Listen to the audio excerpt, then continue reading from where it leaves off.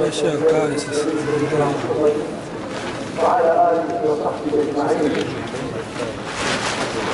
مولانا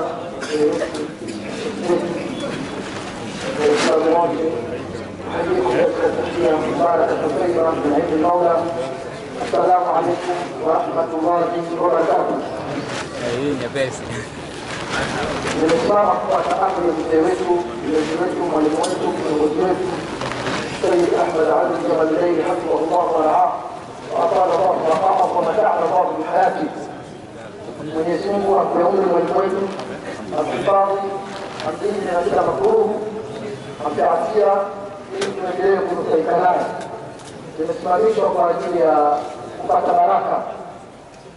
Yeye mwenyewe ana watu wengi hapo watuma wasimame wazungumze chochote. Kuna watu waliokuwa katika mustawa wa juu mpaka waliokuwa katika mustawa wa alifu kama mimi. Leo imependeza kwamba vijana wa alifu mdogo katika wanafunzi wake wadogo asimame angalau kuwasalimia.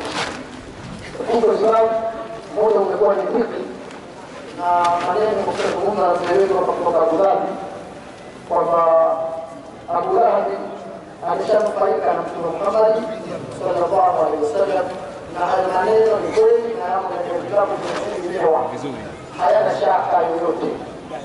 Mimi nataka nimalize kwa kusema Mtume ametuambia daa yaribuka ila ma la yaribuka, acha mambo ambayo bado una wasiwasi nayo, nenda katika mambo ambayo una hakika nayo.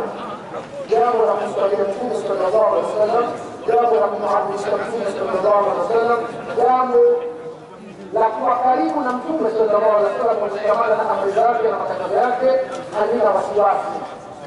Ameshanufaika nalo ambaye si Muislamu. Mambo mengine yote na wasiwasi sawa, katika ile Mwenyezi Mungu aridhia au haridhii, lakini Abu Lahab kashaotwa na waliomuota ni watu ambao sheitani hawezi kuwachezea, na maneno yakishawekwa katika vitabu vyenye kutegemewa.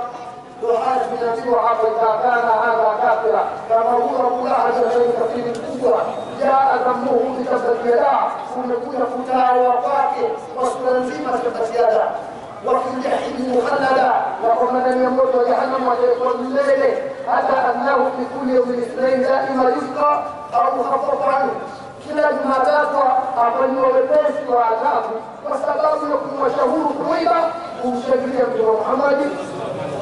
Sasa jambo hili lina la wasiwasi, bado lina mjadala, bado lina kelele, bado lina kutakizana, kutakizana kwamba wasiwasi hauko tena, lakini dalili kubwa na ya mwisho ni jambo kama hili kufanywa katika nyumba ya wanazuoni kama hii,